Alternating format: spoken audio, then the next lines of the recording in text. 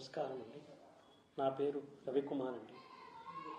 నేను పెద్దజీయర్ స్వామి మఠంలో కొంతకాలంగా గుమాస్తాగా పనిచేస్తున్నాను.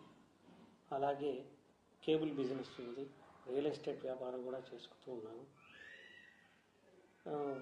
గత 2 సంవత్సరాల క్రితము ఏప్రిల్ 29వ తారీఖున 2023 ఆ రోజు పరకామణిలో ఒక తప్పు చేశాను. నేను ఆ తప్పుకు ప్రాయశ్చితంగా నేను మా కుటుంబం మహాపాపంగా భావించి నా ఆస్తిలో 90% స్వామివారికి ఇవ్వాలని అనుకున్నాము.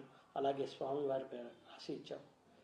కానీ దాన్ని కొంతమంది మరోలాగా భావించి దాన్ని ఇంకోలాగా మాట్లాడుతూ కొందరి ఒత్తిళ్లతో నేను చేశానని, కొందరికేవో నేను డబ్బులు ఇచ్చానని, ఆస్తి రూపంగా ఇచ్చానని ఏవేవో మాట్లాడుతున్నారు.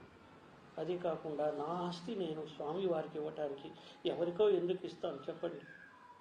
అది కాకుండా నన్ను కొంతమంది బ్లాక్మెయిల్ కూడా చేశారండి. ఆ బ్లాక్మెయిల్ చేశారు. వారి మీద కూడా కొంతమంది మీద కేసులు కూడా పెట్టడం జరిగిందండి.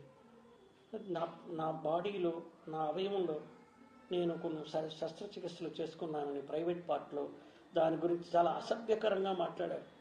ఇది గత 2.5 సంవత్సరాలుగా 3 సంవత్సరాలుగా నేను, నా కుటుంబ సభ్యులు, నా భార్య పిల్లలు మనోవేదన చెందుతూనే ఉన్నాం. ఈ రోజు వరకు కూడా మేము ఆ బాధ నుంచి కోలుకోలేకుండా ఉన్నాము. వాటి గురించి డిబేట్ పెట్టడం, మా గురించి అసభ్యంగా మాట్లాడడము మేము తీసుకోలేకపోతున్నామండి. దీన్ని పై న్యాయస్థానం వారు నాకు ఎటువంటి వైద్య పరీక్షలు